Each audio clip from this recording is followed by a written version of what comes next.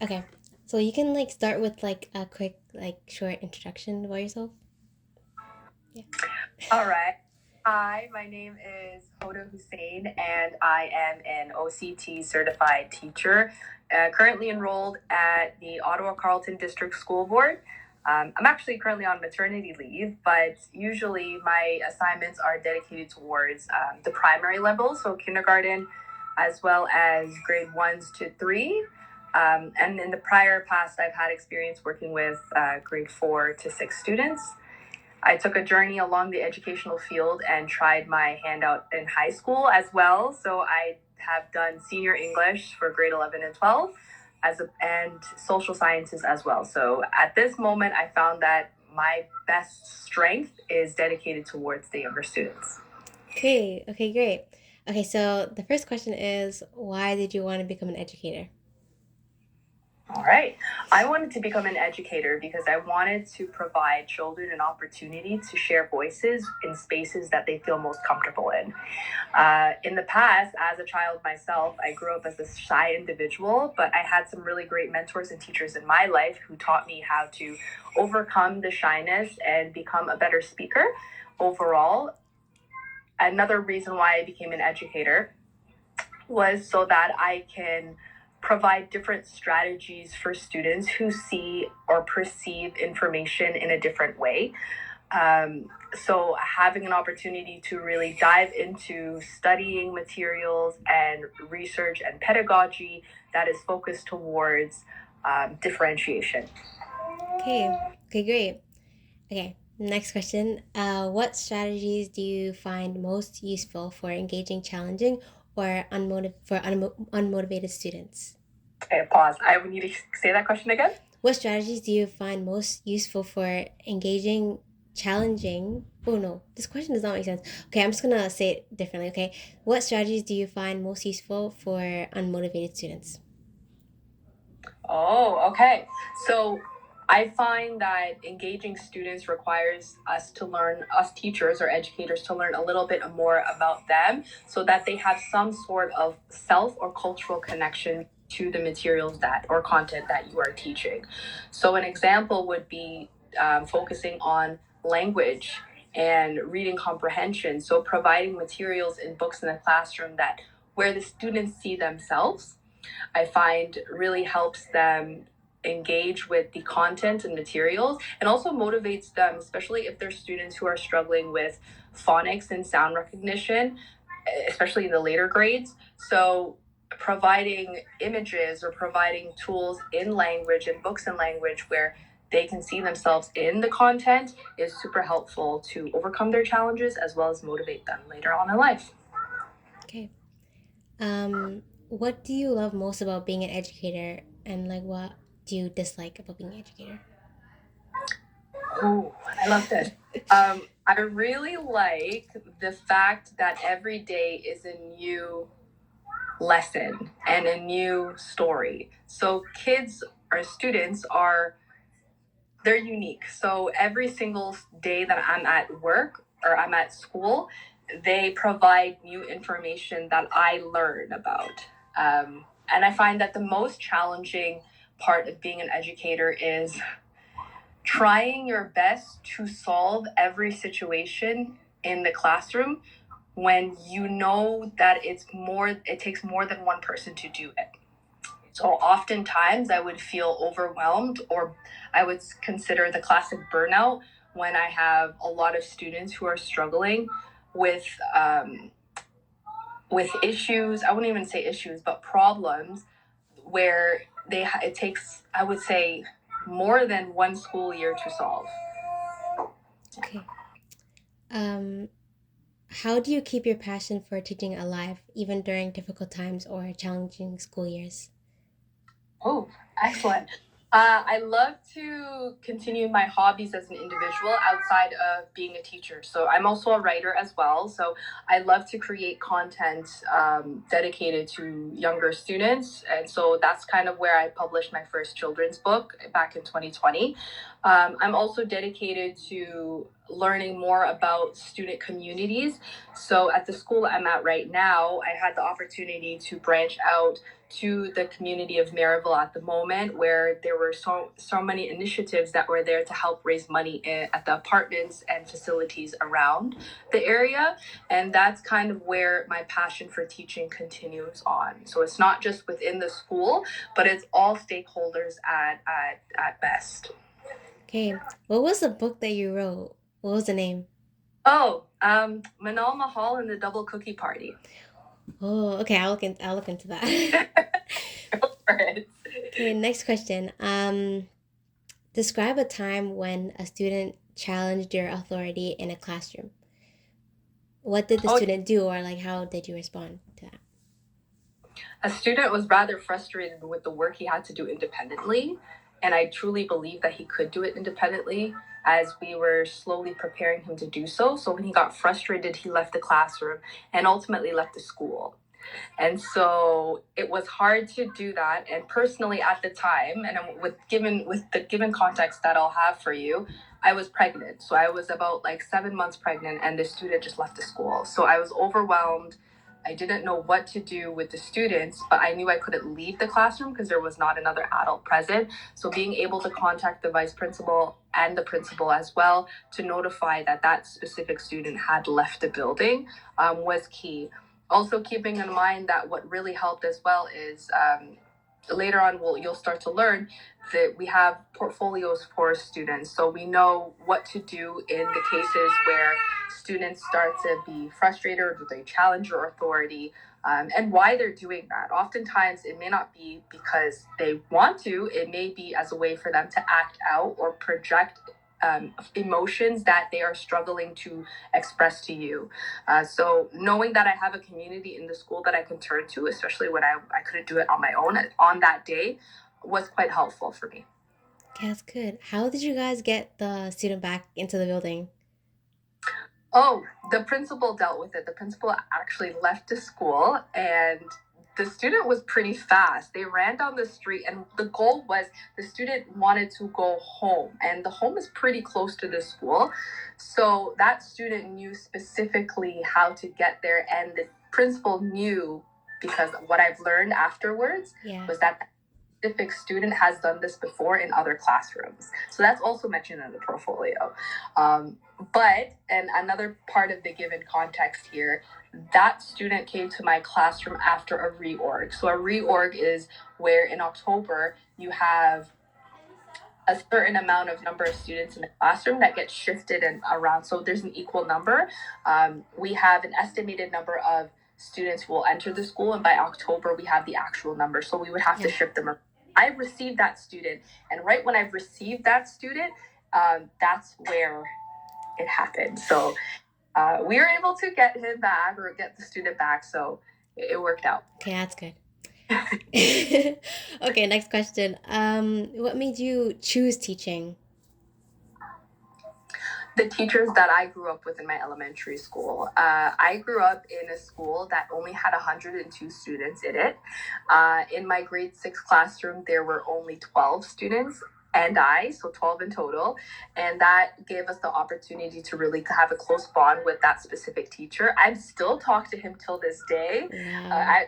It's funny, last month I found him on LinkedIn and I found out he retired. So I was able to keep in touch with him there. And it really helped me see that, motivated me because I really wanted to be just like them. And they really taught me that situations that I perceive as major that will make me overwhelmed or shut down, I would say, they have taught me to think through those problems as opposed to dismissing them. So they, like, that specific teacher really saw who I was and saw my potential. And that kind of helped me move on as I continued on as a student myself and then an educator as well.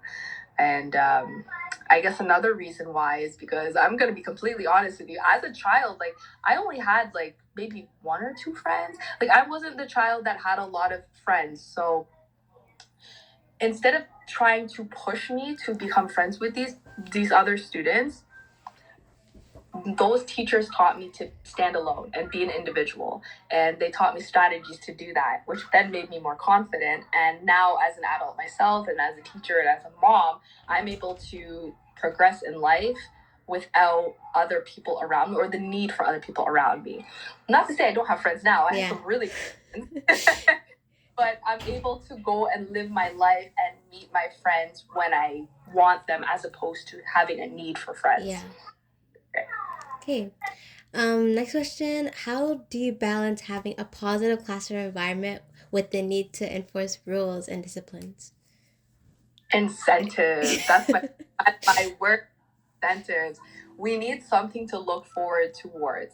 Even me, like as a teacher, I look forward towards Fridays, because Fridays are the days where I can relax and I can get a few more things done without thinking about teaching. And I find that that method works well with the classroom too. Having a visual stimulus to work towards, a reward. So for us, we would do monthly rewards, and at the end of the month, we have to make sure we have gone through the checklist of activities and the checklist of goals that we have to do, and to do it in a positive manner. So we can't just get through this and just say, okay, we get a reward.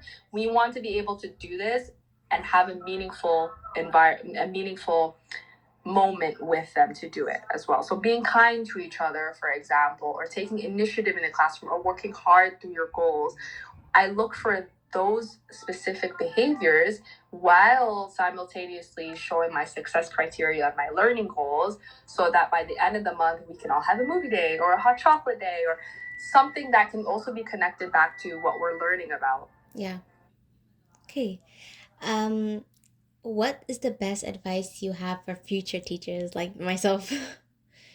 Okay. The best advice I have for you and other teachers would be to slow down. Yeah. I am to be someone who thought I could take all the challenges all at once, do it in 1 year, and it burns you out really quickly.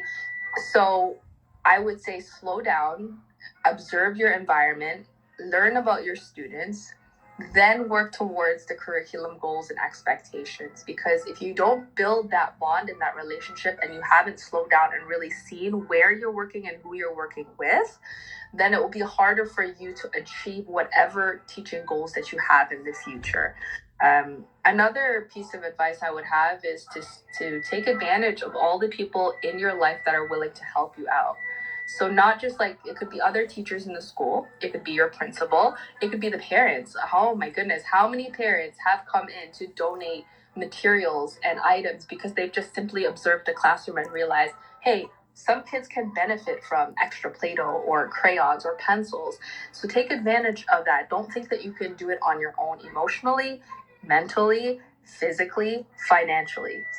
Like, take all the help you can possibly get, and take a break when you need it. And with what's going on in the world right now, there are a lot of teachers that are sick right before March break. A lot of the students that I've seen in the past that I'm currently working with they've mentioned to me that their teachers are really sick. So I mean, that's something to observe and something to see as a future teacher and a future educator, to take care of your health first and then help others. You guys cannot help other people if you cannot do it yourself. So help yourself and help others first, and observe. I also have a question. As a teacher, can you like buy materials for your class if you want?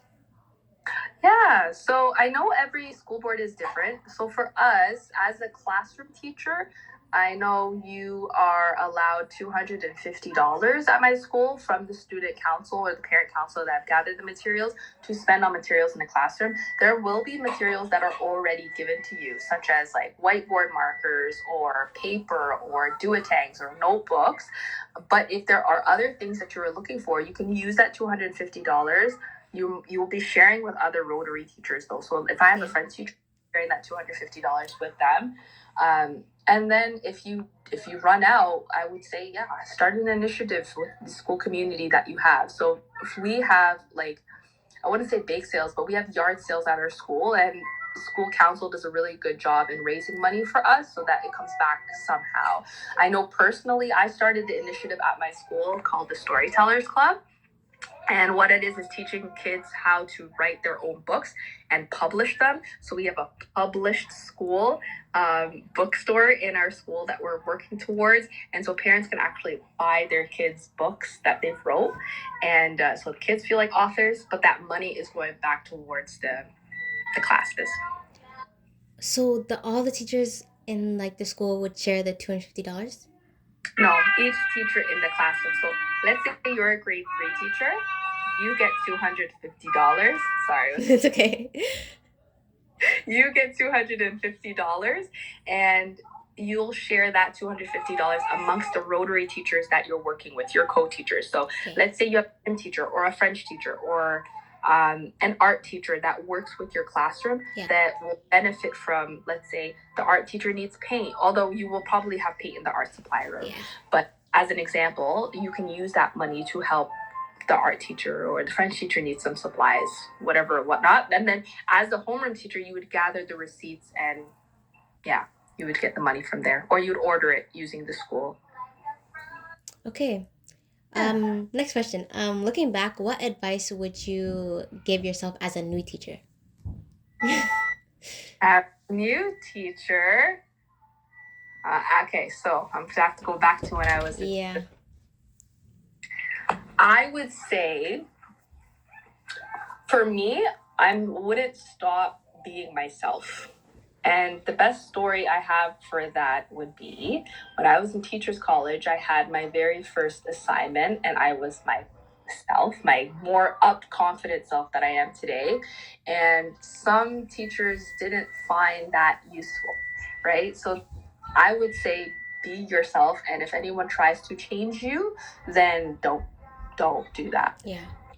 We always say that, mentor teachers are there to help us out. But at the same time, it may not be. It may be beneficial for some students, and may not be beneficial for some teaching students. So, be yourself is the best that I could think that I could say, and don't limit yourself if other teachers try to limit you. Okay, that's good. I think this is the last question. So, how do you ensure all students feel seen, heard, and valued in your classroom? Ooh, I would. This is a timeline question, and the way I see it is in September, I get to know them through student interviews. I have my own portfolio for each of my students on their likes and dislikes, their strengths and weaknesses, and I would use that to provide an environment that is universal. So in the future, you'll learn about UDL if you haven't done it. Universal design learning. Universal.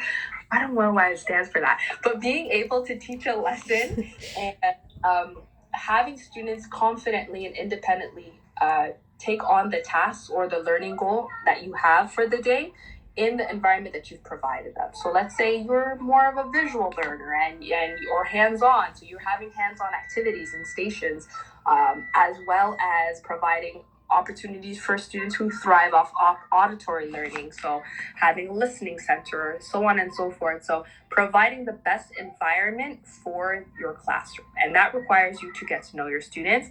And it also requires you as a teacher to not see yourself as all-knowing.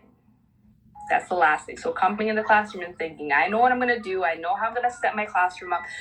That's not how it works. I used to think like that as a teacher. I want to pre-plan in August and everything. And then I get the student that just doesn't engage with the material that I provided, thinking so constantly learning from your students as well. Okay, maybe I could do one more question because this is like a story one. So what's like the funniest classroom story that you remember? For sure. Just give me 1 second. Okay. I'm going to turn off the oven here. I was making kanafe. Do you like kanafe? Yeah, I do. That's in the oven. So I was like, I hope it doesn't burn. But, okay, so the funniest story, I have to think back to this. I have so many randoms. Oh, no, that's not funny. That's not funny. Fighting, can I say fighting? Yeah. Okay, so this is way back when I taught high school English. So I taught at a private school called J. Addison.